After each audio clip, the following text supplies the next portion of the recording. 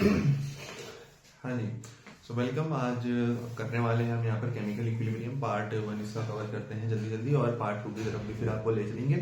Majority question part 2 से आएंगे, लेकिन पार्ट 1 आपको समझ देके जाएगा कि एक्चुअली केमिकल इक्विलिब्रियम होता क्या है। तो दोनों ही पार्ट इंपॉर्टेंट है, चाहे पार्ट 1 हो चाहे पार्ट 2 हो, दोनों को ही आपको सीरियसली लेना है। लेकिन हाँ, क्वेश्चन जो ज्यादा आएंगे पार्ट 1 को आप समझने के बाद एक बार छोड़ सकते हो। पार्ट 2 आपको हेल्प करेगा इस चीज में, क्वेश्चंस को सॉल्व करने में। पार्ट 1 खाली एक अंडरस्टैंडिंग बनाएगा। इस पार्ट 1 को आप एक बार देख के छोड़ सकते हो, इसमें कोई नई बात नहीं है, आपको चीजें याद रह जाएंगी इसकी। ठीक है, तो अब हम यहां पर कुछ चीजों को देख लेते हैं। तो सबसे पहले हम ये समझ लेते हैं, क्योंकि आयनिक और केमिकल दो इक्विलिब्रियम हमारे सिलेबस में है और दोनों ही इक्विलिब्रियम यहां से रिलेट होकर चलेंगे। और जब हम इक्विलिब्रियम की बात करते हैं तो सबसे पहले एक इंट्रोडक्शन ले लेते हैं। Introduction to equilibrium, introduction to equilibrium, equilibrium के लिए इंट्रोडक्शन ले लेते हैं। तो अगर हम इक्विलिब्रियम की बात करते हैं तो हमारे पास दो टाइप की रिएक्शन होती हैं। पहली जो रिएक्शन होती है वो होती है irreversible reaction, irreversible reaction.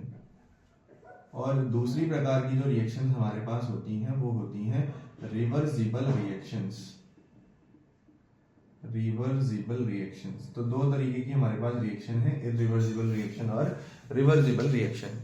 Irreversible reaction यानी ऐसी रिएक्शन, नाम से ही पता चल रहा है सर, आप इनको दोबारा से अपनी पुरानी जो कैटेगरी है उसमें आप इसको नहीं ला सकते हो इररिवर्सिबल रिएक्शन को। ठीक है, और इररिवर्सिबल रिएक्शन की अगर हम बात करें तो इनकी एक स्पेशल पहचान है। स्पेशल पहचान क्या है कि इररिवर्सिबल रिएक्शन जनरली आप देखोगे तो इसमें हम ओपन वेसल का यूज करते हैं, खुले बर्तन का यूज करते हैं, और रिवर्सिबल रिएक्शन में हमें क्लोज्ड वेसल का यूज करना पड़ता है। तो इररिवर्सिबल रिएक्शन में आप रिएक्टेंट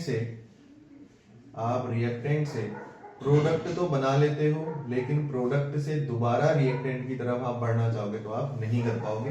लेकिन रिवर्सिबल रिएक्शन में आप रिएक्टेंट से प्रोडक्ट भी बना सकते हो और चाहो तो प्रोडक्ट से रिएक्टेंट भी। ये दो कैटेगरी है, ये दो कंडीशन है, आपको पता होना चाहिए।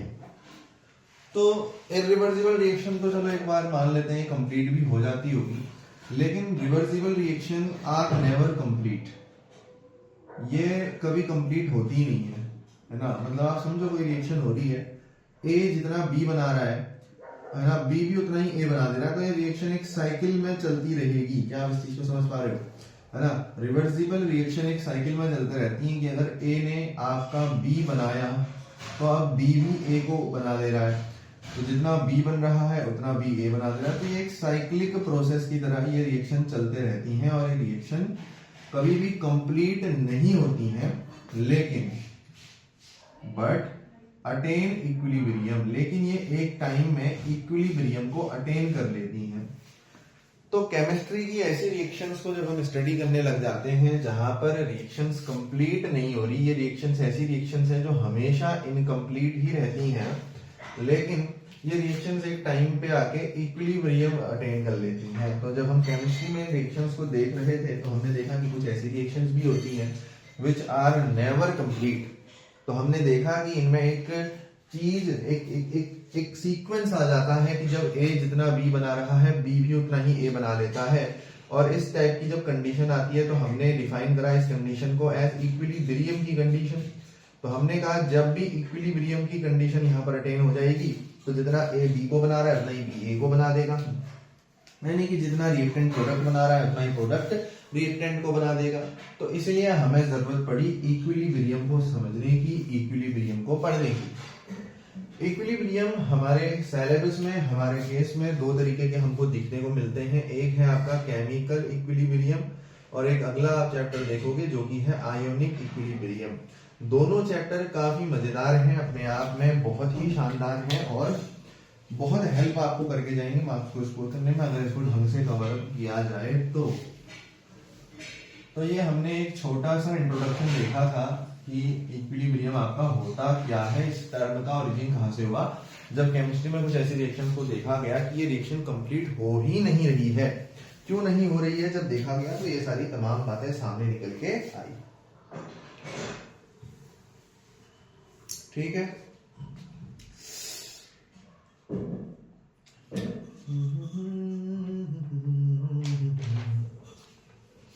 चलिए कुछ स्टैंडर्ड केसेस में आपको दूंगा, आपको उसको बनाना पड़ेगा। ठीक है,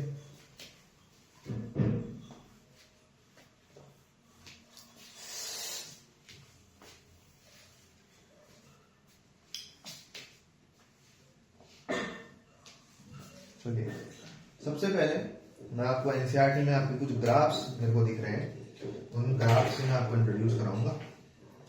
लेकिन उससे पहले हम एक टर्म को डिफाइन कर ही लेते हैं, जो कि है इक्विलिब्रियम। थोड़ा सा लिखने का काम यहाँ पर होगा, उसको आप देख लो अकॉर्डिंगली। इक्विलिब्रियम, इक्विलिब्रियम की पहचान क्या है। इक्विलिब्रियम में आर एफ बराबर आर बी, ये आपका इक्विलिब्रियम को पहचानने का तरीका हो गया। मतलब जब भी इक्विलिब्रियम अटेन होगा तो rate of forward reaction is equal to rate of backward reaction. यही इक्विलिब्रियम की डेफिनेशन भी है और बहुत ही सिंपल और आसान डेफिनेशन है, आप देख पा रहे होंगे। इक्विलिब्रियम वो कंडीशन है जहां फॉरवर्ड रिएक्शन और बैकवर्ड रिएक्शन का रेट अगर आपने काइनेटिक्स देखी है तो आपको पता होगा कि रेट होता है कोई भी quantity by time, any quantity, है ना। किसी भी क्वांटिटी का अगर आपको रेट लिखना है तो रेट बराबर होता है क्वांटिटी पर यूनिट टाइम, की इतने टाइम में इतना ये हो गया, इतने टाइम में इतना बी बन गया, इतने टाइम में इतना ए कम हो गया। तो ये इक्विलिब्रियम की पहचान हो गई।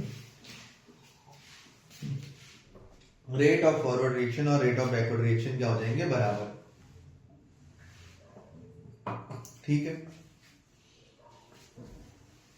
अगली चीज, once equilibrium is attained,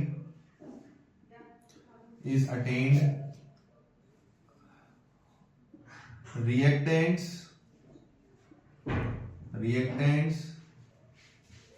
products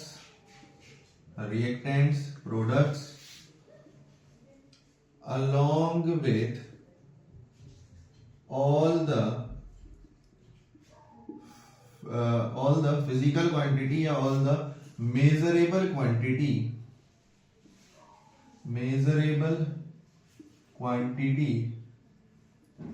remains constant। जैसे ही इक्विलिब्रियम अटेन हो जाएगा तो जो भी क्वांटिटी, चाहे रिएक्टेंट है, प्रोडक्ट है, मतलब इन शॉर्ट हम कहना चाह रहे हैं कि ऐसी कोई भी क्वांटिटी जिसको आप मेजर कर सकते हो वो फिर कांस्टेंट बन जाएगी जब इक्विलिब्रियम अटेन हो जाएगा। फिर उस पर कोई भी आप चेंज नहीं कर सकते। होप्स ये यहाँ पर विजिबल होगा अच्छे से, ये इंक है ना, ये इंक का पोर्शन मुझे कम विजिबल लग रहा है।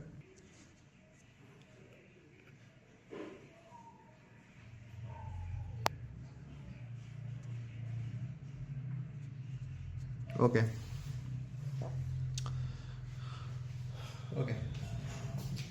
तो इस पे मैं थोड़ा सा मार्कर को चेंज कर देता हूँ, थोड़ा सा है क्योंकि ब्लड विजन आपको दे रहा होगा।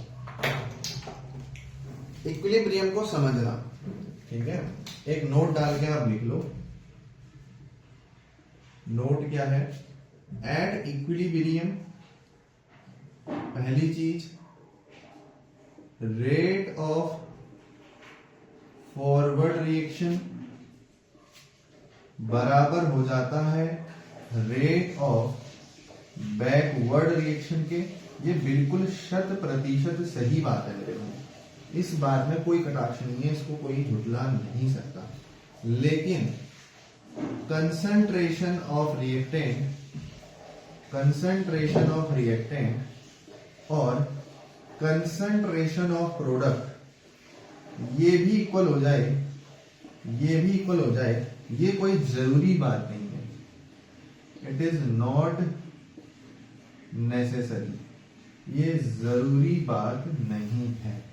कंसंट्रेशन ऑफ रिएक्टेंट और कंसंट्रेशन ऑफ प्रोडक्ट इक्वल हो जाए, ये कोई नेसेसरी या जरूरी बात नहीं है। जैसे लेट से आपका एक रिएक्शन है ए बना रहा है बी। जब टाइम जीरो था, मतलब इनिशियली जब हमने रिएक्शन शुरू नहीं कराई है, तो उसको टाइम को हम जीरो टाइम पीरियड बोलते हैं, है ना। वो टाइम पीरियड आपका t इक्वल टू जीरो से रिप्रेजेंट होता है। तो हमने ए के 10 मोल लिए थे और बी का कोई भी मोल नहीं। फिर रिएक्शन आगे बढ़ी, t बराबर 2 सेकेंड में हमने मान लिया चलो ए के 8 मोल हैं और बी के आपके हो गए लेट से, हाँ देखो ए के 2 मोल कम हो गए हैं, है ना। अगर इसके 2 मोल कम हो गए तो बी के 2 मोल बन गए होंगे।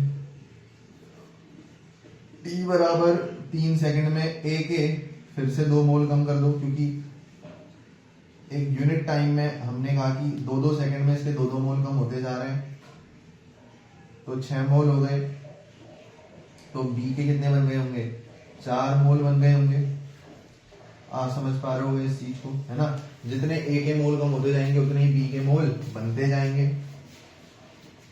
t इक्वल टू 3 सेकेंड में क्या हुआ कि सर ए के बन गए आपके t इक्वल टू 3 बोल रहा हूँ, sorry, t equal to 6 second में 2 सेकेंड और बढ़ा दो। ए के बच गए आपके 4 मोल और 2 मोल इसके कम हो गए, तो 2 मोल बी बन गया होगा, और यानी कि बी के बन गए टोटल 6 मोल। अब क्या हुआ भाई, हम मान ले रहे हैं कि लेट अस अज्यूम कि इस स्टेप में इक्विलिब्रियम अटेन हो गया। मान लेते हैं कि ये कोई रिवर्सिबल रिएक्शन थी और इस रिएक्शन इस स्टेप में पर्टिकुलरली इसका इक्विलिब्रियम अटेन हो गया है। तो फिर आप कितना ही टाइम बढ़ा लो, मैंने मान लो t इक्वल टू 8 सेकेंड कर दिया, तो भी a के 4 मोल ही रहेंगे और b का 6 मोल ही रहेगा। अब कुछ चीजों पे फोकस करो, क्या इस टाइम पीरियड पे रेट ऑफ फॉरवर्ड रिएक्शन और रेट ऑफ बैकवर्ड रिएक्शन बराबर होगा? बिल्कुल होगा। लेकिन ध्यान से देखो, क्या कंसेंट्रेशन रिएक्टेंट यानी कि ए का और कंसेंट्रेशन प्रोडक्ट क्या बी का सेम है? नहीं सर, ए के तो हमारे पास 4 मोल है और बी के तो हमारे पास 6 मोल है। तो ऐसा कोई जरूरी नहीं है कि इक्विलिब्रियम में कंसेंट्रेशन इक्वल हो। द नेसेसरी कंडीशन इज कि इक्विलिब्रियम में रेट इक्वल होते हैं फॉरवर्ड और बैकवर्ड रिएक्शन का। It is literally not necessary कि आपका कंसेंट्रेशन भी इक्वल ही हो, ठीक है। तो ये t इक्वल टू 8 सेकेंड की बात है। t इक्वल टू आप 20 सेकेंड में भी अब देखोगे तो ये 4 मोल ही रहेगा और ये 6 मोल ही रहेगा। हमने कहा ना कि अगर एक बार इक्विलिब्रियम अटेन हो जाता है तो कोई भी मेजरेबल क्वांटिटी अनचेंज्ड रहती है, यानी कि कांस्टेंट रहती है। अब इसी को हम प्लॉट करके देख लेते हैं कि इसको अगर हम प्लॉट करते हैं तो ये प्लॉट किस तरीके से करेंगे। यहाँ पर हम टाइम की एक्सिस ले लेते हैं और यहाँ पर हम बात कर लेते हैं कंसंट्रेशन की। कंसंट्रेशन वर्सेस टाइम का एक ग्राफ प्लॉट करते हैं। तो ए के इनिशियली आपके पास 10 मोल थे, तो मैं यहाँ पर एक स्केल बना लेता हूँ 2, 4, 6, 8, 10 की, और यहाँ पर हम टाइम ले लेते हैं। तो ए 10 मोल से घट के आप देख रहे हो 4 मोल पे आके कांस्टेंट हो गया है इस तरीके से। और बी इनिशियली तो कुछ नहीं था, तो बी इनिशियली 0 में था, लेकिन बी 0 से बढ़ के 6 मोल पे जाके कांस्टेंट हो गया है। तो 6 मोल पे बी गया है, 6 मोल पे बी गया है और यहां से कांस्टेंट हो गया है। तो ये ग्राफ मेरे को मेरा ए का मिला और ये ग्राफ मेरे को मेरे बी का मिला। आप देख पा रहे हो कि यहाँ पर एक पर्टिकुलर टाइम पे के बाद ये इक्विलिब्रियम पैटर्न हो चुके हैं जहां से दोनों की लाइन फ्लैट है, और ये टाइम आपका कितना है, t बराबर 6 सेकेंड पे ये दोनों का जो ग्राफ है वो एक कॉमन पॉइंट पे आके, है ना। कॉमन पॉइंट एक्चुअली इससे थोड़ा सा आप पहले कह सकते हो, चलिए ठीक है, यहाँ पे चल जाएगा। तो ये 6 पे आके आपके मिल गए हैं। एक कहीं पर पॉइंट ऐसा भी आया होगा जब इन दोनों का कंसंट्रेशन सेम हो गया था, देखो आया होगा कहीं पे, हमें उससे मतलब नहीं है, ठीक है, आया होगा। इक्विलिब्रियम तो यहाँ के बाद ही अटेन हुआ। ऐसे एक दो केस में और कराता हूं, आपको ये अच्छे से ग्राफ समझ में आ जाएगा। इस पे हम क्वेश्चन भी कर लेंगे, ठीक है। बहुत सारे क्वेश्चन इसमें बन सकते हैं। मैं देखूं क्या इसकी विजिबिलिटी जैसी आनी चाहिए वैसी ही है।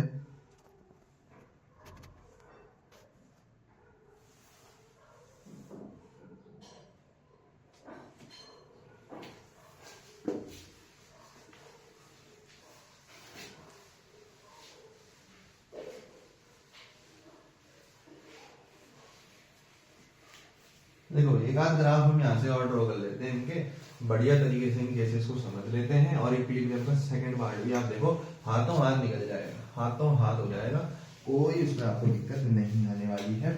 मान लेता हूं ए है वो बी को बना रहा है। ए के इनिशियली मैंने 10 मोल लिए थे और बी के इनिशियली 0 मोल थे एट टाइम t बराबर 0 सेकेंड पे। अगर मैं टाइम को बढ़ाऊं t बराबर 2 सेकेंड पे लेट से, तो मैंने ये मान लिया कि t बराबर 2 सेकेंड में ए, चलो एक एक करके टाइम को बढ़ाते हैं। इस केस में t बराबर 1 सेकेंड लिया, मान लो इसके 9 मोल बचे और इसका 1 मोल बना, है ना। इसका 1 कम हुआ तो इसका 1 बढ़ जाएगा, क्योंकि जितना a कम होगा उतना ही तो b फॉर्म होगा। तो और t बराबर 2 सेकेंड में हम मान लेते हैं कि इसके 8 मोल बचे होंगे और इसके 2 मोल बन गए होंगे। सिमिलरली t बराबर 3 सेकेंड में हमने मान लिया कि इसके 7 मोल बचे होंगे, इसके 3 मोल बन गए होंगे। ऐसे ही हमने माना कि t बराबर 4 सेकेंड में इसके बच गए होंगे आपके 6 मोल और इसके बन गए होंगे आपके 4 मोल। अब देखो t बराबर 5 सेकेंड में हमने देखा कि इसके बन गए होंगे 5 मोल और इसके भी बन गए होंगे कितने, 5 मोल। अब आप ध्यान से देखो, हमने मान लिया कि लेट से यहाँ पर इक्विलिब्रियम अटेन हो रहा है। तो अब जिस कंडीशन में इक्विलिब्रियम अटेन हो रहा है उस कंडीशन में दोनों की कंसंट्रेशन भी इक्वल है। तो कंसंट्रेशन इक्वल हो भी सकती है, नहीं भी हो सकती है। ऐसा जरूरी नहीं है कि दोनों के 5-5 मोल होंगे तभी इक्विलिब्रियम अटेन होगा, है ना। इससे पहले वाला केस हमने देखा एक एक 6 मोल थे, इसके 4 ही मोल थे। अब हम कंडीशन बना रहे हैं कि इसके 5 मोल बचे हैं, इसके 5 मोल बचे हैं, ये भी इक्विलिब्रियम अटेन हो सकता है। तो इक्विलिब्रियम के लिए रेट मैटर करता है, ना कि concentration. Rate of forward reaction और rate of backward reaction equal होना चाहिए। कंसंट्रेशन तो एक फंडा है ही नहीं इक्विलिब्रियम को समझने का, तो उसको तो आप लाओगे ही मत बातों में, है ना। कंफ्यूजन होता है इसलिए उस पॉइंट को हम लिखते हैं, लेकिन कंसंट्रेशन का इक्विलिब्रियम से कोई लेना देना नहीं है। इक्विलिब्रियम का सीधा मतलब है रेट ऑफ रिएक्शन से। रेट ऑफ फॉरवर्ड रिएक्शन और रेट ऑफ बैकवर्ड रिएक्शन जहां इक्वल होता है वहां पर इक्विलिब्रियम अटेन हो जाता है। तो अब जैसे यहाँ पर अगर इक्विलिब्रियम अटेन हो गया है तो मैं टाइम को बढ़ाता हूँ। मान लो कि टाइम को मैं 6 सेकंड कर दूं, ये 5 मोल ही रहेगा और ये भी 5 मोल ही रहेगा। क्यों सर? क्योंकि जैसे ही इक्विलिब्रियम अटेन हो जाता है फिर सारी मेजरेबल क्वांटिटीज, सारी की सारी मेजरेबल क्वांटिटीज अपने उसी फॉर्म में रहती हैं जिस फॉर्म में हमारे पास वो इक्विलिब्रियम में प्रेजेंट थी। 5 मोल थे ना इक्विलिब्रियम में, 5 मोल ही रहेंगे, चाहे आप t को t बराबर 100 सेकेंड तक कर दो, है ना। जब तक ये इक्विलिब्रियम को आप डिस्टर्ब नहीं करोगे, जब तक अनटिल अनडिस्टर्ब ये इक्विलिब्रियम 5-5 मोल ही रहने देगा दोनों के, और अपने को बैलेंस करने की भी इक्विलिब्रियम कोशिश करता है अगर आप इसको डिस्टर्ब करते हो तो ये कुछ आपके पास बेसिक वैल्यूज का सेट आया है। आप इस चाहो तो आप इसको प्लॉट भी कर सकते हो। मैं आपको दिखा देता हूं इसको प्लॉट किस तरीके से करना है, या करते हैं तो किस तरीके का ग्राफ हमारे पास आता है। देखो यहाँ पर हम टाइम ले लेते हैं और यहाँ पर हम कंसंट्रेशन ले लेते हैं। Concentration versus time graph draw करने के लिए आता है। अब क्योंकि कंसंट्रेशन आप एक एक मोल करके गिरा रहे हो, तो यहाँ पर हम कंसंट्रेशन को एक एक मोल करके ले लेते हैं। 1 2 3 4 5 6 7 8 9 10। ठीक है, इस तरीके से हमने भी कंसंट्रेशन यहाँ पर ले लिए हैं और एक एक करके देख लेते हैं। देखो A 10 मोल पे था और 5 मोल में वो इक्विलिब्रियम पे आ गया। तो A 10 मोल पे था और 5 मोल तक गिरा, लेकिन 5वें मोल पे वो क्या आ गया, इक्विलिब्रियम पे आ गया, इक्विलिब्रियम पे आ गया। और आपको पता होना चाहिए कि जिस टाइम पे ये इक्विलिब्रियम पे आया है उसी टाइम पे B भी इक्विलिब्रियम पे आ जाएगा। तो ये ग्राफ तो हो गया A का। अब बात करते हैं B की। तो B आप देख रहे हो 0 पे था और 5 मोल पे ये भी इक्विलिब्रियम में आ गया, यानी कि 0 यानी यहां से शुरू हुआ होगा और 5 मोल पे ठीक इसी टाइम पे B भी क्या आ गया आपका, इक्विलिब्रियम में आ गया है A के साथ। तो ये पॉइंट आपका क्या हो गया, इक्विलिब्रियम का पॉइंट हो गया। और ये टाइम कितना होगा, टाइम एक्सिस को अगर मैं देखूं तो ये टाइम 5 सेकंड है, यानी कि यहाँ पर आप टाइम अगर लिखना चाहो तो आप लिख सकते हो 5 सेकंड में दोनों कैसे आ गए हैं, इक्विलिब्रियम पे आ गए हैं। ये ग्राफ आपका इसका बन जाएगा। देख लो भाई, आप बहुत सारे ग्राफ ऐसे बना सकते हो, न्यूमरस काइंड्स ऑफ ग्राफ इससे बनाए जा सकते हैं। इजीली आप इनको देख सकते हो, समझने वाले ग्राफ से होते हैं, इनमें याद करने वाली ऐसी कोई चीज नहीं है।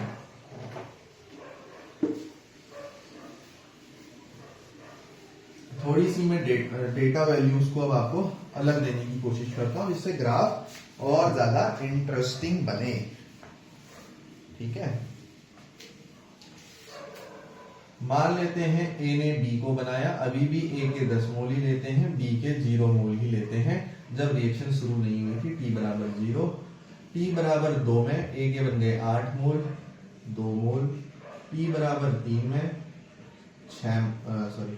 t बराबर 4 में 6 मोल 4 मोल, t बराबर 5 में 4 मोल और इसके बन जाएंगे 6 मोल, t बराबर 6 में हो गए, t बराबर 8 में 6 मोल 2 मोल, इसके घट जाएंगे 2 मोल इसके बढ़ जाएंगे तो ये हो जाएगा 8 मोल।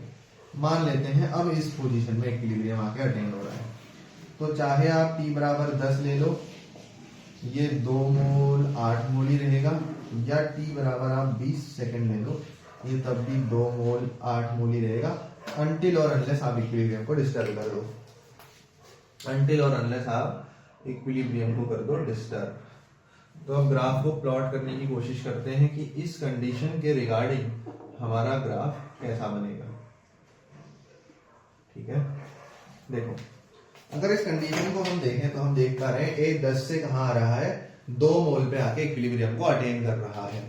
तो ए 10 में था, 10 से गिरा गिरा गिरा गिरा गिरा और गिरा भी, कितना गिर गया सर, यहाँ 2 मोल पे आके हम कह सकते हैं कि इसने फ्लैट लाइन शो करी, यानी कि इक्विलिब्रियम को अटेन कर।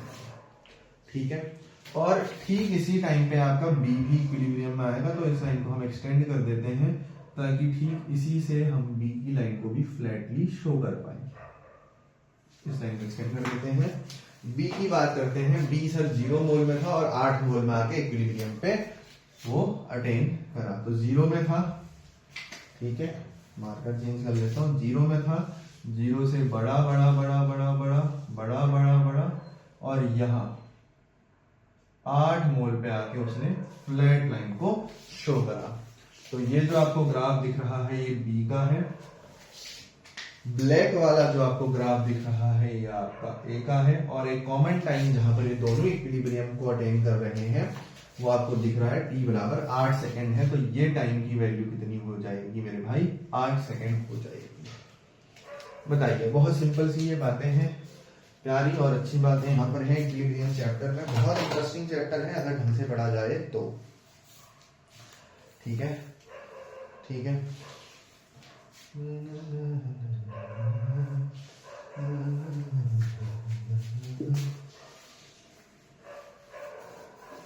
आई होप अब यहाँ से ये चीजें क्लियर होंगी। आप चाहो तो आप वहां से उसको नोट कर लो। अब हम यहाँ पर कुछ चीजें लिखेंगे, उनमें से पहली चीज है characteristics. Characteristics of chemical equilibrium, मतलब केमिस्ट्री में जो इक्विलिब्रियम आप पढ़ते हो, है ना, केमिकल इक्विलिब्रियम, उसकी कौन कौन सी कैरेक्टरिस्टिक होती हैं। चाहे कोई भी इक्विलिब्रियम हो मेरे भाई, केमिकल हो आयनिक हो, इनमें कुछ कैरेक्टरिस्टिक्स होती हैं, जैसे वो आपका स्टेबल होते हैं। जैसे पहली चीज आप देखो कि इक्विलिब्रियम इज डायनेमिक। डायनेमिक का मतलब है ये चलते रहता है, रुकता नहीं है ना, but quasi stable in nature. Quasi stable, quasi का मतलब होता है छिड़का हुआ या हल्का हल्का, है ना, लेकिन नेचर में ये कैसा होता है, स्टेबल होता है। नेचर में ये स्टेबल होता है, कंपैरेटिवली अच्छा खासा स्टेबल होता है, और डायनेमिक भी होता है। ऐसा डायनेमिक होने का मतलब क्या है, जरा ये समझो भाई। हम t बराबर 8 सेकंड में यहां पर इस कंडीशन में आ गए कि a के भी आपके 5 मोल बने हैं और b के भी आपके 5 मोल बने हैं, तो क्या इसका मतलब ये है कि यहाँ पर रिएक्शन रुक गई होगी? इसका ये कतई मतलब नहीं है। इसका मतलब ये है कि अभी भी a b को बना रहा होगा और b a को बना रहा होगा। अरे भाई इस बात को समझना, अगर a b को बना रहा था, b a को बना रहा था, और ये रिएक्शन अब 5-5 मोल में आकर रुक गई है, इसका मतलब ये नहीं है कि ये एक दूसरे में इंटर कन्वर्ट नहीं हो रहे, ये एक दूसरे में अभी भी इंटर कन्वर्ट हो रहे हैं, बट इंटर कन्वर्जन का जो रेट है वो सेम है। जितना रेट ऑफ फॉरवर्ड रिएक्शन है उतना ही रेट बैकवर्ड रिएक्शन का है। तो RF और RB ये दोनों बराबर हैं, तो इन दोनों रेट्स के बराबर होने के चलते हम क्या कहेंगे कि ये इक्विलिब्रियम डायनेमिक है। इक्विलिब्रियम तो चल ही रहा है, अभी भी A B को बना रहा है, लेकिन जितना A B को बना रहा है उतना ही B A को बना ले रहा है। मान लो आपके पास कोई इस डब्बे में A इतना भरा हुआ है, इतना A भरा हुआ है, और यहां पर कुछ इतना B भरा हुआ है, ये ए है, ये बी है, तो ये ए है और ये बी है। मान लो ए अपने को कन्वर्ट कर ले रहा है किसमें, बी में। ए अपने को कन्वर्ट कर ले रहा है मेरे भाई किसमें, बी में, है ना। चलो 5-5 मोल वाले लेते हैं, ये ए है ये बी है। तो ए अपने को कम कर रहा है, अपने अमाउंट कम करके बी को बना ले रहा है, लेकिन ठीक उसी टाइम पे बी अपने अमाउंट को कम करके ए को बना ले रहा है। तो ये प्रोसेस चलती रह रही है, आप समझ रहे हो। ये इसमें कन्वर्ट होगा, ये इसमें कन्वर्ट होगा, ये इसमें कन्वर्ट होगा, ये इसमें कन्वर्ट होगा, और सेम रेट से होगा। रेट ऑफ फॉरवर्ड डायरेक्शन और रेट ऑफ बैकवर्ड डायरेक्शन बराबर है। यही तो पहचान है हमारे इक्विलिब्रियम की। तो इस टाइप की जो इक्विलिब्रियम है वो केमिकल इक्विलिब्रियम के अंदर आते हैं, और हम कहते हैं कि ये डायनेमिक है, ये चलते रहता है और क्वाजी स्टेबल इन नेचर है। एक्चुअली अगर आप देखोगे तो इक्विलिब्रियम स्टेबल इन नेचर ही होता है। इससे हमारा मतलब क्या है, इफ एनी डिस्टर्बेंस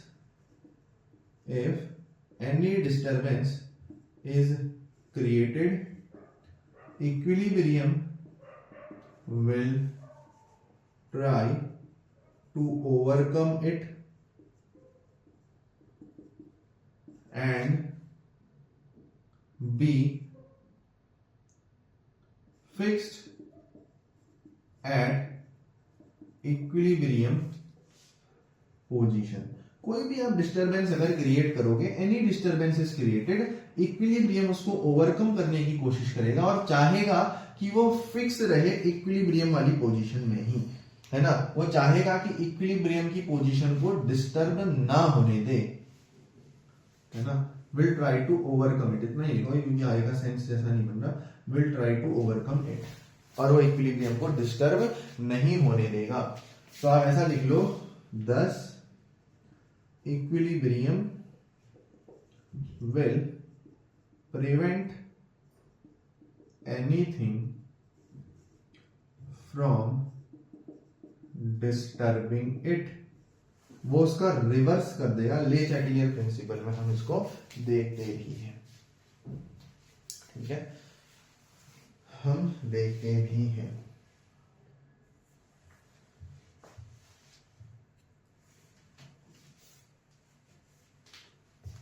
देखो और कुछ चीजें हैं, है ना, जनरल चीजें हैं, हम बातें कर भी चुके हैं इसकी। पहले एक पॉइंट लिख लेते हैं, वो है equilibrium can be attend from either side. किसी भी साइड से आप इक्विलिब्रियम को अटेन कर सकते हो, रिएक्टेंट साइड से भी, प्रोडक्ट साइड से भी। लेट से H2 + I2 या आपको HI दे रहे हैं, तो इस साइड से भी, इस साइड से भी, है ना, किसी भी साइड से आप इक्विलिब्रियम को अटेन कर सकते हो। Catalyst do not affect equilibrium. Catalyst का इक्विलिब्रियम से कोई मतलब नहीं है, वो सिर्फ एक्टिवेशन एनर्जी को ही आपका तंग करता है। तो ये कुछ 4 पॉइंट हो गए। 5वां पॉइंट और last point, once equilibrium is attained, ये हम लिख भी चुके हैं कि क्वांटिटी सेम हो जाती है ना। तो reactant and product quantity become constant, फिर वो चेंज नहीं होती है, तो ये कुछ कंडीशंस हैं, कुछ बातें हैं इक्विलिब्रियम की जो हमने यहाँ पर लिख ली हैं।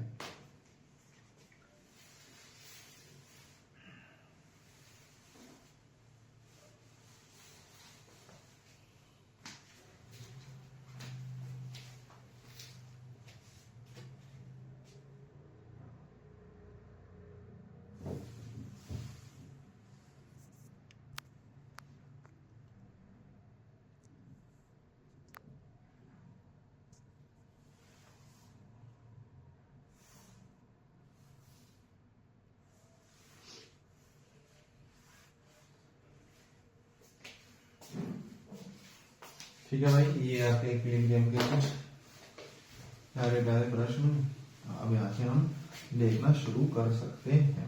जैसे एक बड़ा पॉपुलर सा क्वेश्चन है, ठीक है, कुछ नया नहीं है उस सवाल में, कुछ नया नहीं है उस सवाल में, बस वो हर जगह कराया जाता है, तो इसलिए हम ही उसको देखेंगे।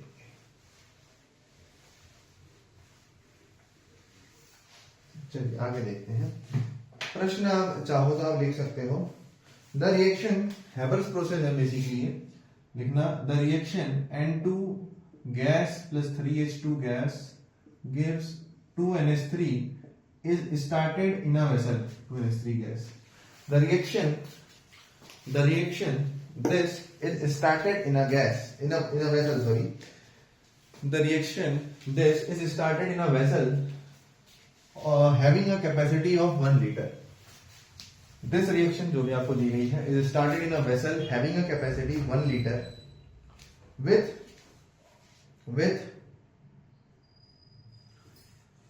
1 mole of N2 and 3 mole of hydrogen, with initially 1 mole of N2 and 3 mole of hydrogen, with 1 mole of N2 and 3 mole of hydrogen. If at equilibrium 2 mole of NH3 are present, if at equilibrium 2 mole of NH3 are present, if at equilibrium 2 mole of NH3 are present, make concentration versus time graph, make concentration versus time graph for this reaction, तो concentration versus time graph अगर हमें चाहिए तो हमें ये भी पता होना चाहिए कि इनिशियल कंसंट्रेशन किसका क्या था, कितना था। तो T इक्वल टू 0 में हमारे पास 1 मोल अमोनिया था और 3 मोल थे क्या, हाइड्रोजन के। 1 मोल अमोनिया का था और 3 मोल थे हाइड्रोजन के। क्या हमें यहाँ पर ये भी बोला गया कि NH3 का इतना मोल था? क्या हमें ये भी बोला गया कि NH3 के इतने मोल थे? नहीं, इनिशियली 1 मोल अमोनिया का था, 3 मोल हाइड्रोजन के थे और डैश मोल या 0 मोल आप कह लो कि NH3 के थे। अच्छा, स्टोइकियोमेट्री के हिसाब से चलते हैं। स्टोइकियोमेट्री क्या कहती है कि 1 मोल अमोनिया 3 मोल हाइड्रोजन के साथ रिएक्ट करके 2 मोल NH3 को रिड्यूस करेगा। ये हमसे किसने कहा? स्टोइकियोमेट्री ने कहा कि 1 मोल अमोनिया 3 मोल हाइड्रोजन के साथ मिलकर 2 मोल एक मोल नाइट्रोजन 3 मोल हाइड्रोजन के साथ मिलकर 2 मोल अमोनिया को प्रोड्यूस कर रही है। ये इस रिएक्शन की स्टोइकियोमेट्री हमें बता रही है और इनिशियल कंडीशन ये है। अब इक्विलिब्रियम की बात कर रहा है, T equal to T equilibrium. मुझे क्या पता है इक्विलिब्रियम में क्या हुआ, कैसे हुआ? मुझे इतना पता है कि इक्विलिब्रियम में अमोनिया के मेरे पास 2 मोल थे। कुछ ऐसा ही बोल रहा है। इक्विलिब्रियम में हमारे पास अमोनिया के कितने मोल थे मेरे भाई? 2 मोल थे। ऐसा ही बोल रहा है। मैंने कहा बोलने दो, मैंने कहा भाड़ में जाए। इस डेटा को हम यहां पर लिख देते हैं। एट इक्विलिब्रियम हमारे पास मोल ऑफ अमोनिया कितने थे? 2 मोल थे। बहुत बढ़िया, 2 मोल थे ना मेरे भाई। अब अगर 2 मोल थे, आप जरा समझना स्टोइकियोमेट्री के हिसाब से मान लेते हैं T equal to T equilibrium attain करने में इसका N2 का X मोल ही बचा है ना? N2 के X मोल ही बचे हैं। आप क्या मान रहे हो कि T इक्विलिब्रियम में आते आते N2 के हमारे पास कितने मोल बचे हैं? मात्र X मोल्स ही बचे हैं, मात्र X मोल्स ही बचे हैं।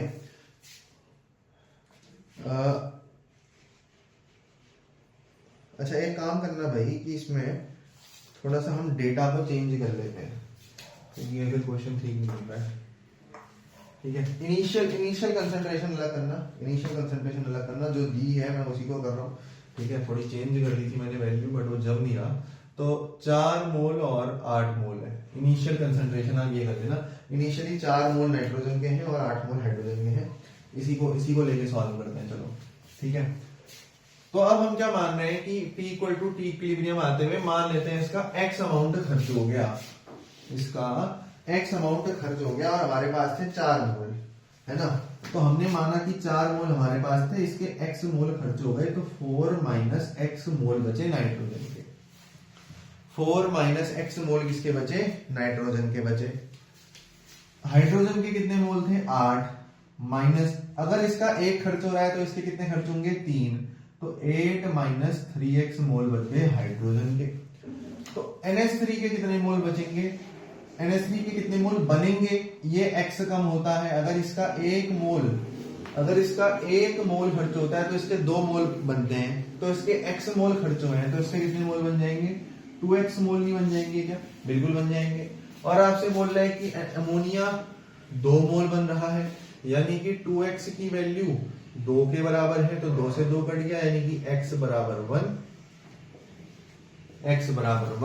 तो आप ऐसा कह सकते हो कि T equal to T equilibrium में मोल ऑफ नाइट्रोजन आपके पास 4 माइनस 1 यानी कि 3 मोल नाइट्रोजन के हैं, 8 माइनस 3 इंटू 1 यानी कि 5 मोल आपके पास हाइड्रोजन के हैं, और अमोनिया के मोल तो उसने दे ही रखे हैं कि आपके पास 2 मोल अमोनिया के हैं। क्या मेरे भाई इस डेटा को लेके आप एक ग्राफ प्लॉट नहीं कर पाओगे, है ना, नहीं कर पाओगे तो भाई फिर तो शर्म वाली बात हो जाएगी, है ना, क्योंकि 1 2 3 4 5 6 7 और 8। आप देखो मैं सिंपली इसको प्लॉट कर दूंगा, कोई बड़ी बात इसमें है नहीं। N2 इनिशियली हमारे पास 4 मोल था और अब कितना बचा है 3 मोल, तो N2 हमारे पास 4 मोल था और अब हमारे पास 3 मोल बचा है, ये N2 हो जाएगा। H2 हमारे पास 8 मोल था और अब हमारे पास कितना बचा है 5 मोल, तो 8 मोल था और अब हमारे पास कितना बचा है, सेम टाइम पे इक्विलिब्रियम पे आए होंगे, तो इसी लाइन पे को मद्देनजर रखते हुए बनाना, 8 से 5 पहुंच गया है, तो ये ग्राफ किसका हो जाएगा H2 का। और NH3 की बात करेंगे तो इनिशियली 0 था, लेकिन अब कितना बन चुका है 2 मोल, तो 0 से शुरू होके 2 मोल पे आएगा, ये आपका NH3 है। फैंसी तरीके का ग्राफ, अच्छा दिखने वाला ग्राफ बनाओगे तो कुछ इस तरीके का ये प्रतीत होगा, ठीक है। बहुत इजी ग्राफ था, इसमें कोई ऐसी नई बात नहीं हमें बताई गई थी, नहीं सीखने को मिल रही थी। एक क्वेश्चन आप लिख लेंगे यहां से, एक रिएक्शन शुरू हो रही है, एक और क्वेश्चन है इसी के रिगार्डिंग है, इसको प्रैक्टिस कर लोगे तो फिर बात बन जाएगी।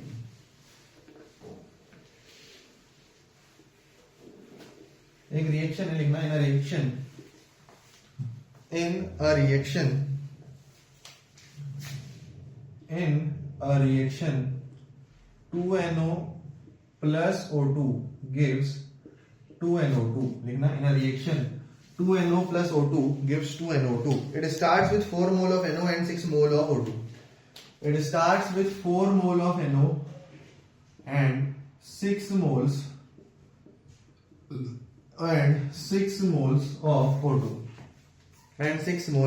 O2. If at equilibrium 2 mole of NO2 are present, make reaction concentration versus time graph. If at equilibrium 2 mole of NO2 कितने हैं 2.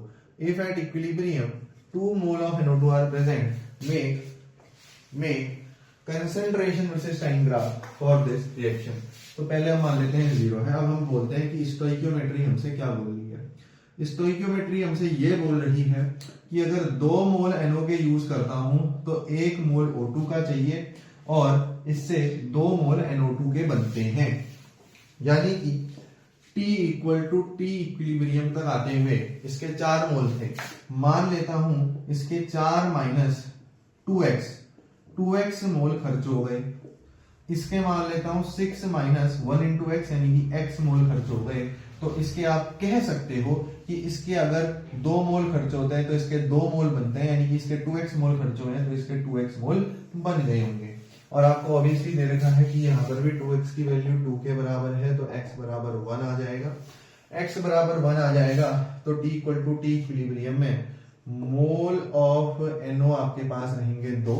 लेकिन आप देख पा रहे होंगे कि यहाँ पर रिएक्शन के आगे कुछ स्टोइकियोमेट्रिक कोएफिशिएंट भी है, ठीक है, तो उनको यहाँ पर हमने यूज लगाना बहुत जरूरी था, है ना। इस चीज में गलती करना ना करें, इसलिए स्टोइकियोमेट्री को बहुत ध्यान से आपने सावधानी से करना है।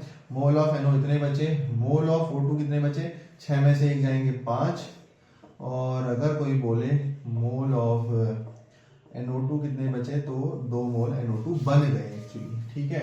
तो अगर एक ग्राफ प्लॉट करने के लिए आ जाता है ना, एक्स एक्सिस में अगर मैं टाइम लेता हूँ, वाई एक्सिस में अगर मैं कंसंट्रेशन लेता हूँ, तो आप जानते हो NO2 5 2 का खेला चल रहा है इसमें, तो 1 2 3 4 और लोए 5।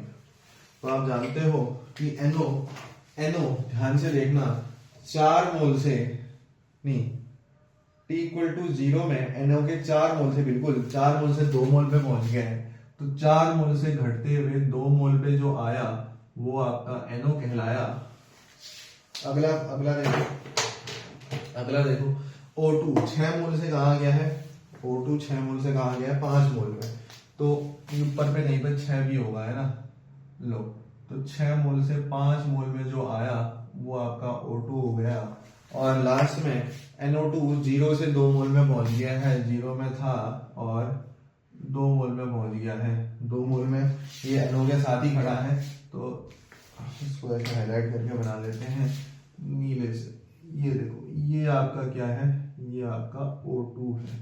देखो यहाँ पर आपका ये इक्विलिब्रियम इस टाइम पीरियड पे अटेन हो रहा है। टाइम पीरियड कितना होगा सर, ये टाइम पीरियड की नॉलेज भाई अभी यहाँ पर नहीं दी गई है, तो ये टाइम हम कह लेंगे कि वो टाइम पीरियड है जहां पर इक्विलिब्रियम अटेन हो रहा है, टी इक्विलिब्रियम से इसको रिप्रेजेंट कर देंगे, ठीक है।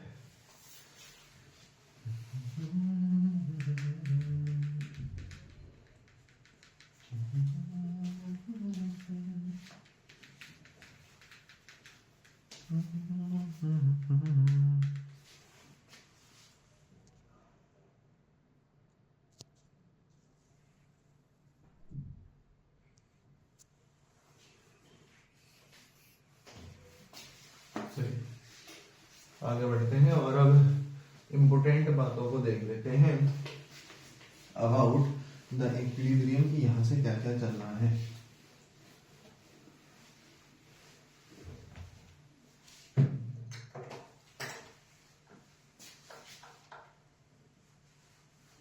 अगली हेडिंग है टाइप्स ऑफ इक्विलिब्रियम। पहला इक्विलिब्रियम है फिजिकल इक्विलिब्रियम और दूसरा इक्विलिब्रियम है केमिकल इक्विलिब्रियम। दो तरीके के इक्विलिब्रियम होते हैं, फिजिकल इक्विलिब्रियम और केमिकल इक्विलिब्रियम। जो फिजिकल प्रोसेस में हो वो फिजिकल इक्विलिब्रियम। तो physical equilibrium is found in physical processes, found in physical processes, and chemical equilibrium is found in chemical processes, ठीक है। अब केमिकल इक्विलिब्रियम होता है दो तरीके का, क्योंकि यहाँ पर हम केमिकल्स का यूज कर रहे हैं, तो इस आधार पे हमने इसको बांट दिया है होमोजीनियस केमिकल इक्विलिब्रियम में, और एक डिवीजन हमने इसका कर दिया है हेटेरोजीनियस केमिकल इक्विलिब्रियम में। होमोजीनियस तो कहेंगे भाई, इसको ध्यान से समझ लेना। होमोजीनियस तब कहेंगे जब all the reactants and products are present in same phase, जब सेम फेज में हो reactant product. For example N2 gas plus 3H2 gas gives 2NH3 gas. यहाँ पर आप देख पा रहे होंगे कि सारे के सारे गैसेज हैं, तो इसको होमोजीनियस कहते हैं। तो थर्मोडायनामिक्स को हम लिखाते हैं वैसे, ठीक है। दूसरा एक और एग्जांपल ले लो, PCl5 भी हम पी ब्लॉक में भी पढ़ते हैं, ये आपका टूटेगा PCl3 में और Cl2 में। Cl2 भी गैस है, PCl3 भी गैस है, PCl5 भी गैस है। तो गैस गैस गैस का यहाँ पर क्या है, होमोजीनियस इक्विलिब्रियम है। हेटेरोजीनियस में ऐसा नहीं होगा, अलग अलग आपका होगा। जैसे हम लेते हैं NH4HS, ठीक है, ये एक तो बनाता है आपका NH3 अमोनिया जो कि गैस है, और एक H2S जो कि गैस है, लेकिन खुद ये होता है सॉलिड। तो ये सॉलिड है, ये गैस है, ये गैस है, तो अलग हो गया। ये सॉलिड है और ये दोनों गैसेस है, तो ये कैसा हो गया, हेटेरोजीनियस इक्विलिब्रियम का एग्जाम्पल हो गया। ऐसे करके आप बतेरे एग्जाम्पल बता सकते हो। ठीक है, एक बहुत पॉपुलर एग्जाम्पल और है आपके पास, इसको भी लिख लो, कैल्शियम कार्बोनेट, लाइम वाटर पढ़ते हो आप, है ना, स्लेट लाइन ये सब वगैरह आपने पढ़ा होगा पहले। ये CaO plus CO2, CO2 gas है, ब्रिस्क अफर्वेंस करती है, CO सॉलिड है, CaCO3 सॉलिड है। यहाँ पर अगेन वही दिक्कत है कि ये सॉलिड है, ये भी सॉलिड है, लेकिन ये गैस है, तो ये हेटेरोजीनियस इक्विलिब्रियम के एग्जाम्पल हो जाएंगे। ठीक है, तो इतना आपको ध्यान में रहना चाहिए।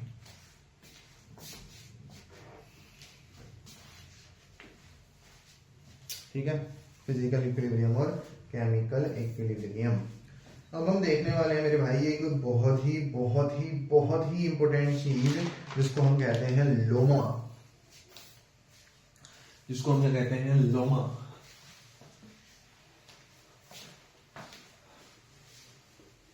लॉ है एक, है ना, गिवन बाय गुल्डबर्ग एंड वागे। आइए उसकी तरफ बढ़ते हैं, देखते हैं उसको है क्या। तो लॉ का जो नाम है वो है LOMA, लोमा। इसको बोलते हैं लॉ ऑफ मास एक्शन। ये क्या है आपके पास, ये लॉ ऑफ मास एक्शन है।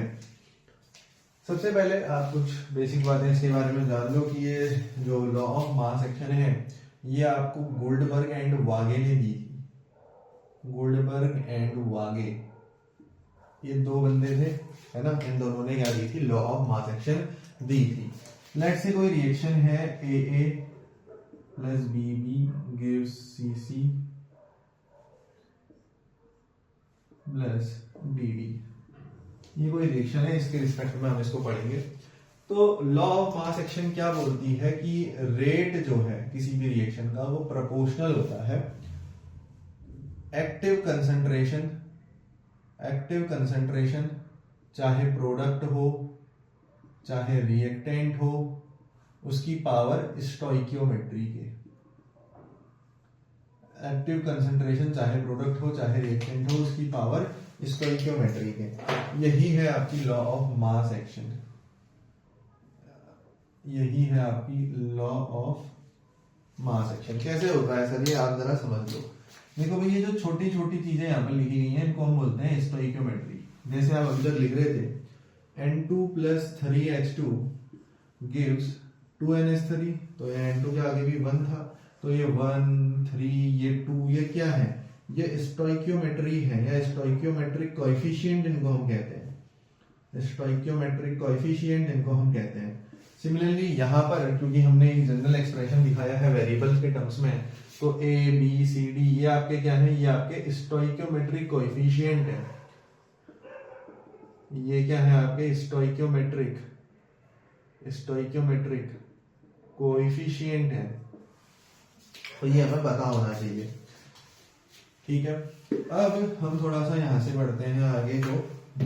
तो अगर मैं कहूं आपसे कि इस कंडीशन में आपको लिखना है रेट ऑफ फॉरवर्ड रिएक्शन, क्या लिखना है, rate of forward reaction RF, ये किसके बराबर होगा, तो आगे कौन बढ़ाएगा रिएक्शन को, जितना ज्यादा प्रोडक्ट होगा तो ये प्रोडक्ट पे डिपेंड करेगा, तो ये प्रोपोर्शनल होगा active mass of concentration of A की पावर स्टोइकियोमेट्रिक कोएफिशिएंट A, और दूसरा प्रोडक्ट क्या है B और उसकी पावर इसका स्टोइकियोमेट्रिक कोएफिशिएंट B।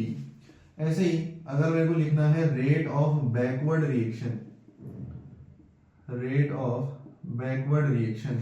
जिसको हम क्या कहेंगे RB, तो इसको आप कैसे लिखोगे, देखो बैकवर्ड रिएक्शन आगे बढ़ेगी तो प्रोडक्ट फॉर्म होंगे, लेकिन रिएक्शन पीछे बनेगी तो रिएक्टेंट फॉर्म होंगे, और फॉर्म करेगा कौन, प्रोडक्ट। तो rate of backward reaction product पे डिपेंड करेगा, C की पावर C और D की पावर D, है ना, छोटा d छोटा c आ जाएगा ऑप्शन पे। तो इस तरीके से आप लोमा या लॉ ऑफ मास एक्शन को लिख सकते हो। एक बहुत इंपॉर्टेंट चीज है, note in law of mass action, active concentration कह लो या यूं कह लो कि active mass of pure solid and pure liquid is taken to be one. उसको हम क्या मानते हैं? वन मानते हैं, यूनिटी मानते हैं, है ना। Active mass of pure solid and pure liquid is a constant, ऐसे लिख दो कि ये कांस्टेंट होता है, and is taken to be one, और इसको वन माना गया है। अब आप ये मानोगे कि ये कांस्टेंट होता क्यों है ना। कांस्टेंट है इसलिए हमने वन मान लिया है, ये आपको समझ में आया। और ये होता कांस्टेंट है। कांस्टेंट क्यों होता है? हालांकि आपको एट द एंड ये चीजें याद होगी जब आप आगे बढ़ोगे तो, लेकिन आपको क्योंकि अभी लगेगा कि यार क्यों जो होता है कांस्टेंट ज्यादा होता है, उसके लिए आप समझिए कंसंट्रेशन की हम बात कर रहे हैं। आप कंसंट्रेशन टर्म्स पढ़ के आ चुके हो, तो कंसंट्रेशन क्या होता है? कितना मोल है अपॉन कितने वॉल्यूम में प्रेजेंट है, लीटर में जनरली हम लेते हैं। ऐसे ही सारी कंसंट्रेशन टर्म्स हमने डिफाइन करी होती है कि कितना मोल कितने में प्रेजेंट है, ठीक है। अब मोल को क्या लिख सकते हैं? Given mass upon molar mass. बताओ क्या मैं मोल को ऐसे लिख सकता हूं कि भाई जो मेरा मोल है वो आपका क्या है? Given mass upon molar mass है। और आप ऐसा भी कह सकते हो वॉल्यूम के लिए कि density equals to mass by volume होता है, तो वॉल्यूम की जगह मैं लिख सकता हूं मास अपॉन डेंसिटी। तो यहां पर मैंने मास लिख दिया और डेंसिटी ऊपर चले जाएगा, तो मास से मास कट जाएगा। तो आप देखो ये मेरा क्या आया? Density upon molar mass. तो डेंसिटी भी एक कांस्टेंट है, मोलर मास भी एक कांस्टेंट है, तो इसको जो सॉल्व करके आंसर आएगा वो भी क्या होगा? एक कांस्टेंट ही होगा। तो कांस्टेंट चीज आपके इक्विलिब्रियम में या आपके रेट ऑफ रिएक्शन में कोई असर डाल ही नहीं रही है, क्योंकि वो तो कांस्टेंट है, वो तो कांस्टेंट है, वो तो आपके रिएक्शन को ना आगे बढ़ा रही है ना पीछे ला रही है, वो कांस्टेंट चीज है चाहे आपकी रिएक्शन कहीं भी हो। इसलिए प्योर सॉलिड और प्योर लिक्विड का हमेशा लोमा में जो आप एक्टिव मास या एक्टिव कंसंट्रेशन लोगे वो वन के बराबर लेते हो, या फिर इन शॉर्ट यूनिटी के बराबर लेते हो। हम लिखना भी इसको सीख लेंगे, उसमें आपको ऐसे कोई ठीक है उसका कोई वो नहीं लेना है ना, दिक्कत नहीं लेनी उसकी। इजी ही होते हैं ये लिखने में, ठीक है। इजी ही होते हैं ये लिखने में। अब लोमा का जो यूज है या जरूरत है वो कहां पड़ती है, जरा ये समझना। लॉ ऑफ मास एक्शन को जो यूज किया जाता है वो किया जाता है in order to find out the equilibrium constant, in order to find out the equilibrium constant. इसको मैं लिख भी लेता हूं, देखो law of mass action, mass actions, application, application का मतलब क्या हो गया? Use is to find out the value of equilibrium constant KC, KC से डिनोट करता है, ठीक है। अब इसको लिख लेंगे।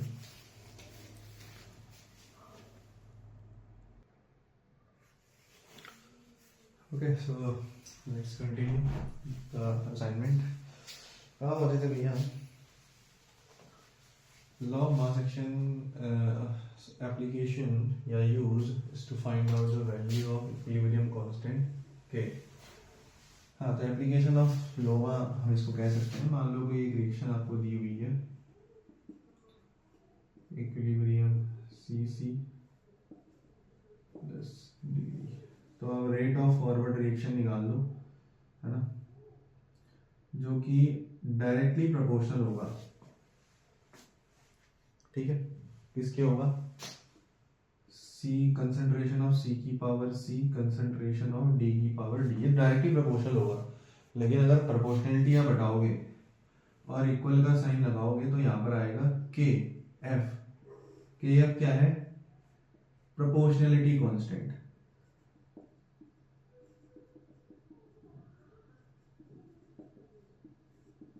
फॉर फॉरवर्ड रिएक्शन, वो है आपका के। ठीक है, similarly rate of backward reaction आप लगाओगे तो के बी, ए की पावर ए, बी की पावर बी, ये क्या है, proportionality constant for backward reaction. तो आप क्या करते हो, आप जानते हो कि at equilibrium rate of forward reaction और रेट ऑफ बैकवर्ड रिएक्शन ये दोनों तो बराबर होते हैं। तो ये रहा फॉरवर्ड रिएक्शन का रेट, ये रहा बैकवर्ड रिएक्शन का रेट, इन दोनों को बराबर पुट कर दो, यानी कि के एफ सी की पावर सी डी की power D is equal to K B A की पावर ए। अच्छा, थोड़ा उल्टा कर दिया हमने, फॉरवर्ड रिएक्शन में तो कंसंट्रेशन ऑफ ए की पावर ए आना चाहिए और बी की पावर बी आना चाहिए, बैकवर्ड में आना चाहिए क्या, सी की पावर सी डी की पावर डी। हाँ, तो यहाँ पर फॉरवर्ड में ए की पावर ए, बी की पावर बी, सी की पावर सी, डी की पावर डी। ज़्यादा ऐसे कंफ्यूज होने वाली चीज़ नहीं है बच्चों, आप खुद ही समझ सकते हो। ये रिएक्शन को आगे कौन ले जाएगा, फॉरवर्ड रिएक्शन हमेशा राइट हैंड डायरेक्शन में लेनी है आपको बाय डिफॉल्ट, है ना। तो ये रिएक्शन आगे तो यही बढ़ाएंगे, तो आगे जितनी ज्यादा रिएक्शन जानी है वो डिपेंड किस पे कर रहा है, वो तो रिएक्टेंट पे ही करेगा ना, और पीछे जितनी आनी है वो प्रोडक्ट पे करेगा। तो ये है आपका अब के फॉरवर्ड अपॉन के बैकवर्ड की वैल्यू कितनी आ गई आपकी, सी की पावर सी, डी की पावर डी, ए की पावर ए, बी की पावर बी। आप जानते हो बी यहाँ पर क्या है, ये ए बी सी डी क्या है, स्टोइकियोमेट्रिक कोएफिशिएंट है।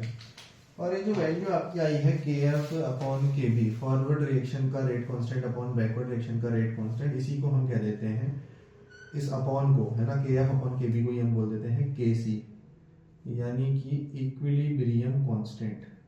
तो इक्विलिब्रियम कांस्टेंट को लिख करें तो आपको सिंपली क्या करना है, ये आपके हैं प्रोडक्ट अपॉन बटे में नीचे पे आपके क्या है रिएक्टेंट, और उनके सर में उनकी स्टोइकियोमेट्री की टोपी बस चढ़ा देनी है। कंफ्यूज नहीं होना, अभी इसको हम लिखना भी सीख लेंगे, ठीक है। क्योंकि एंड टाइम में बहुत ज़्यादा टाइम लेके समझाना वो पॉसिबल नहीं हो पाता है, पूरा तो हम पढ़ा देंगे, उसकी कोई टेंशन नहीं है, ठीक है। बस एक एक चीज करके ना ऐसे 10-10 एक घंटे में चीज समझाना वो नहीं हो पाएगा।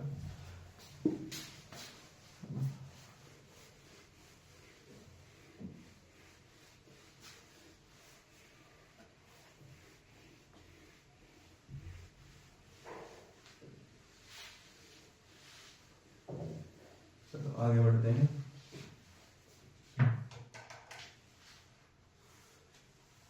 मैं आपसे बोल रहा हूँ कि आप इक्विलिब्रियम कांस्टेंट पहले लिखना सीखो, ठीक है। अच्छा, पहले तो आप ना सिंपल ये करना, R F and R B को लिखना सीखो।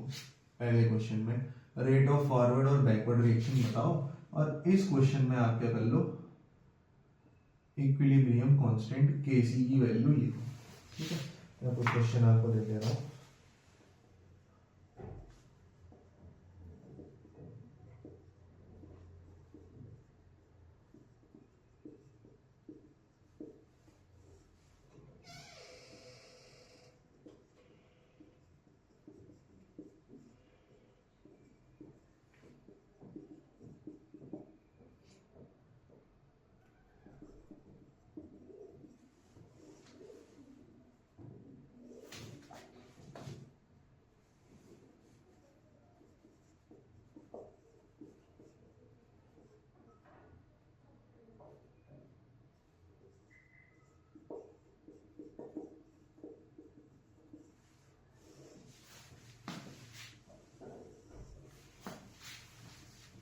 इनमें फॉरवर्ड और बैकवर्ड दोनों रिएक्शन आप लिखना, ठीक है।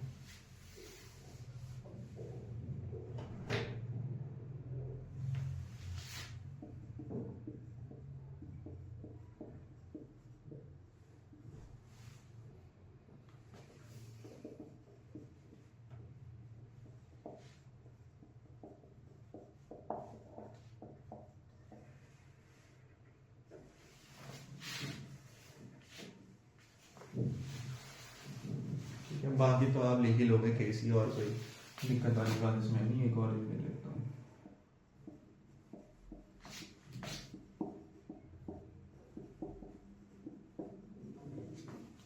देखो एक चीज आप इसमें ना ध्यान रखना, एक्टिव कंसेंट्रेशन सॉलिड का और लिक्विड का जो प्योर होंगे वो बन लेना है बस। ये बात भी आपके जहन में रह जाएगी तो आपकी बात जो हो बन जाएगी, ठीक है। तो RF और RB लिखना है, तो रेट ऑफ फॉरवर्ड रिएक्शन कितना हो जाएगा, NH3, सॉरी फॉरवर्ड है ना, आगे कौन ले जाएगा रिएक्टेंट, तो N2 की पावर कुछ नहीं है तो 1 और H2 की power 3। Rate of backward reaction क्या हो जाएगा, NH3 की पावर 2, कंसंट्रेशन ऑफ NH3 की पावर 2। यहाँ पर रेट ऑफ फॉरवर्ड रिएक्शन क्या हो जाएगा, NH4HS की पावर 1। वाह क्या बात है, और ये गलत है क्योंकि ये तो आपका 1 के बराबर होगा। क्यों होगा, ये सॉलिड है, सॉलिड और प्योर लिक्विड का कंसंट्रेशन 1 है ना। तो यहाँ पर आपका देखो KF भी आएगा, यहाँ पर आपका KB भी आएगा, तो यहाँ पर भी KF तो आ रहा होगा। तो यहाँ पर आपको क्या दिख रहा है कि RF बराबर KF, rate of forward reaction. और फॉरवर्ड रिएक्शन के लिए जो प्रोपोर्शनलिटी कांस्टेंट आएगा उसकी वैल्यू बराबर हो जाएगी क्योंकि इसकी वैल्यू तो 1 के बराबर है। सिमिलरली यहाँ पर अगर रेट ऑफ बैकवर्ड रिएक्शन में लिखना चाहूँ तो K फॉर बैकवर्ड रिएक्शन है ना, कांस्टेंट है एक, इसकी वैल्यू कुछ भी हो सकती है, उससे अपने को कोई मतलब नहीं है। बैकवर्ड रिएक्शन ये ला रहे होंगे है ना, तो कंसंट्रेशन ऑफ NH3 और H2S, ये आपका आंसर हो जाएगा। इस क्वेश्चन में रेट ऑफ फॉरवर्ड रिएक्शन वही KF के बराबर होगा क्योंकि ये तो सॉलिड है, तो हटा दो इसको। Rate of backward reaction K for backward reaction N2CaO, ये तो 1 ही हो जाएगा है ना। CO2 ले लोगे तो फाइनल आंसर आपका कितना आ गया, K backward concentration of CO2 की पावर 1। यहाँ देखो ये सॉलिड है, उड़ा दो इसको, कोई दिक्कत। KC लिखना है यहाँ पे है ना, KC हमेशा कैसे होगा, प्रोडक्ट अपॉन रिएक्टेंट, बस आप तो ये ध्यान में रख लो। तो प्रोडक्ट आपका कितना है, कंसंट्रेशन ऑफ NH3 की पावर 2, कंसंट्रेशन ऑफ CO2 की पावर कुछ भी नहीं, तो ये तो 1 ही आ जाएगा। तो आपका KC इसके बराबर होगा। KC में कोई कांस्टेंट नहीं लिखते हैं है ना, ज्यादातर और आपसे KC ही पूछा जाएगा, तो हैबिट छूट जाती है कांस्टेंट लिखने की। तो PCl3 तो उसको आपको ध्यान में रखना है, इधर Cl2 और इधर आ जाएगा PCl5। प्लीज अगर आप इसको थोड़ा सा नए हो इंट्रोड्यूस होने के लिए तो पॉज करके 10-15 मिनट इसको अपने से दो, हम नहीं दे सकते इसको यहाँ पर due to shortage of time, लेकिन आप जरूर दे सकते हो कि यहाँ पर हो क्या रहा है। एक बार आपने पैटर्न पकड़ लिया, so now you are good to go, ठीक है ना।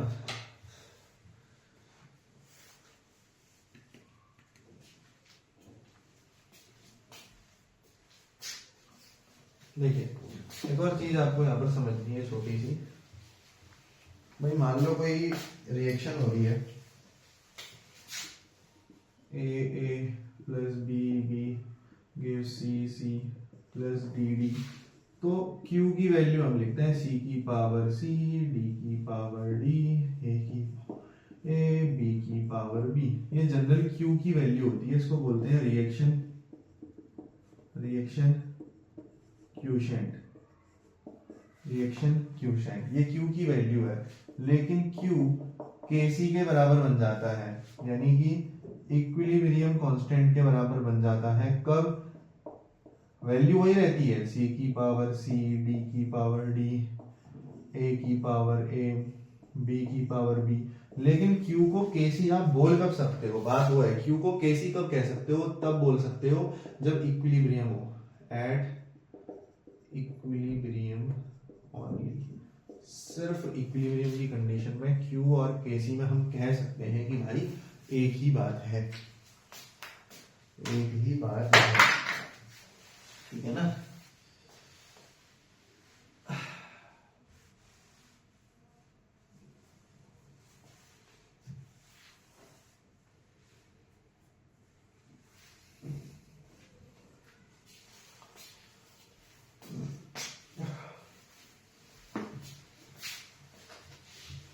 तो अब यहाँ पर कुछ चीजें हैं, मेंस में आपसे बहुत इस तरीके के सवाल पूछे जाएंगे।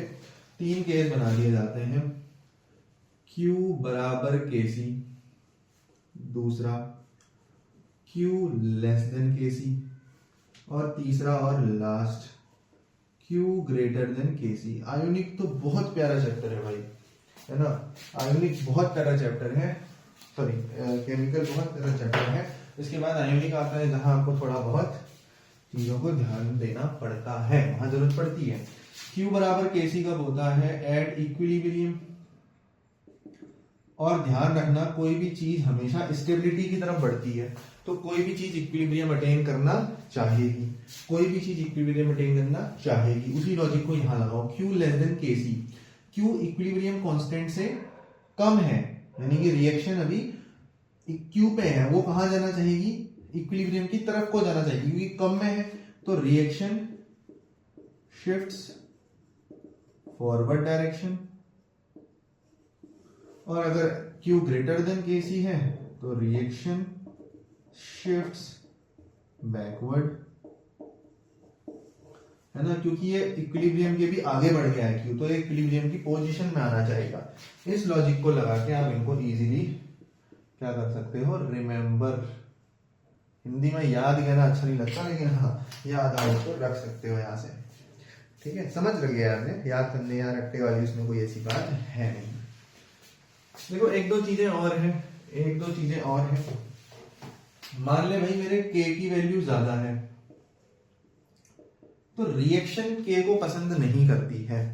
हाँ, K की वैल्यू अगर ज्यादा है तो स्टेबिलिटी ऑफ प्रोडक्ट ज्यादा होगी, ये आपको लिख लेना है ना। K की वैल्यू अगर ज्यादा है तो स्टेबिलिटी ऑफ प्रोडक्ट आपकी ज्यादा होगी, ठीक है, क्योंकि प्रोडक्ट ऊपर पे आता है, लेकिन K की वैल्यू ज्यादा होना रिएक्शन की स्टेबिलिटी के लिए खराब है, तो K की वैल्यू कम होनी चाहिए, तब जाके आपकी स्टेबिलिटी ऑफ रिएक्शन वो ज्यादा होती है। ये आपके किसके एप्लीकेशन है? ये है आपके applications of equilibrium constant Kc, उसके एप्लीकेशन मैंने आपको ये बताए, ठीक है ना। तो यहां से हम बहुत सारी चीजें कर सकते हैं।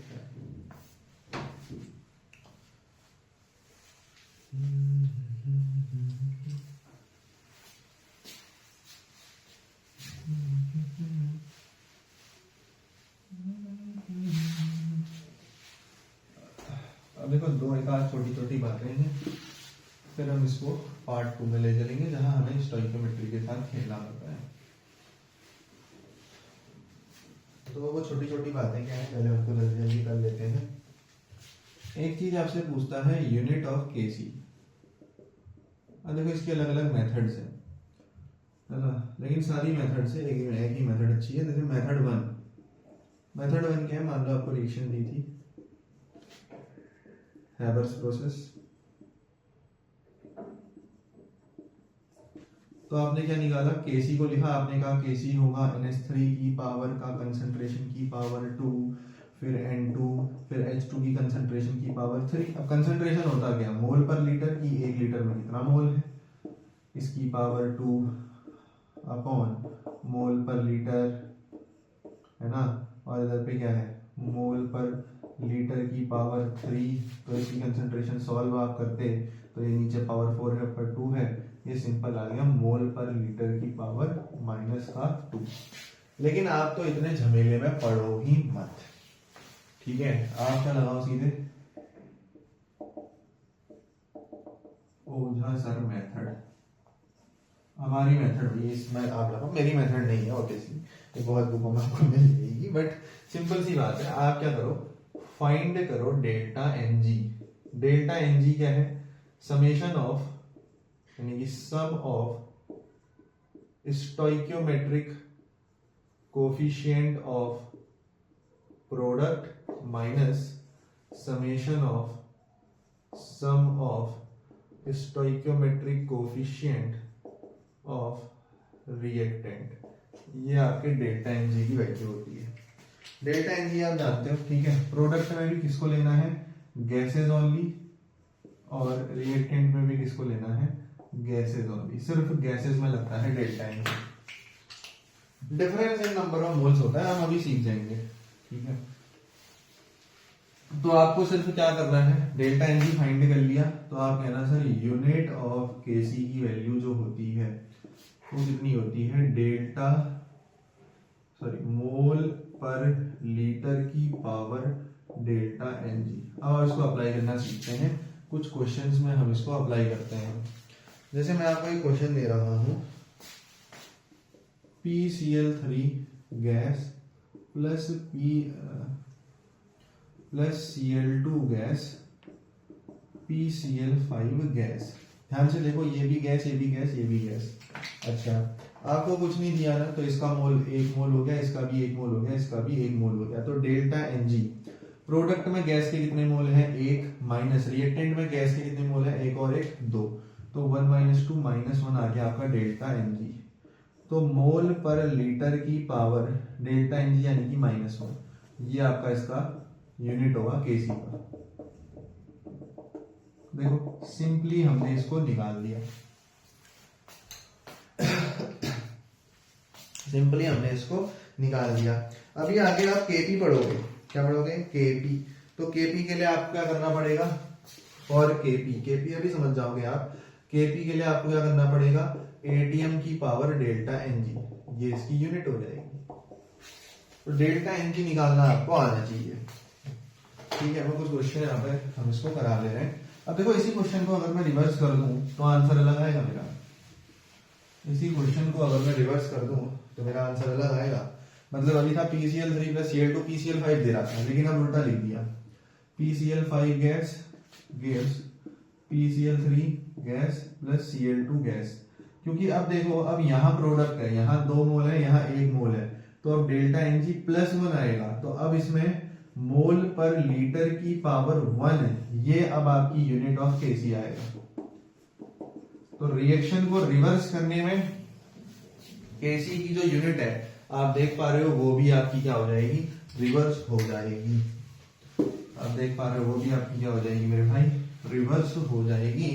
इसमें कोई नई बात नहीं है, केमिकल इक्विलिब्रियम यही आपको समझा के जाता है। ठीक है ना। चलिए, मान लो अगर कोई एक ऐसी रिएक्शन है, AA gas BB gas gives CC gas DD gas. इसके क्वेश्चंस आपको मिल जाएंगे, उसकी चिंता नहीं करनी। आईडी और केमिकल के भी मेंस में, एडवांस में जितने भी आए होंगे PYQ वगैरह, उनको अपन कवर कर रहे होंगे यहाँ पर, उसकी चिंता नहीं करनी है आपको। A gas B gas C gas D gas, ये कुछ ऐसी रिएक्शन है। तो आप देख रहे हो गैसेस गैसेस गैसेस गैसेस है। तो हम क्या करते हैं, KC को रिप्लेस कर देते हैं किससे, KP से, है ना, जहां पर P स्टैंड करता है पार्शियल प्रेशर के लिए।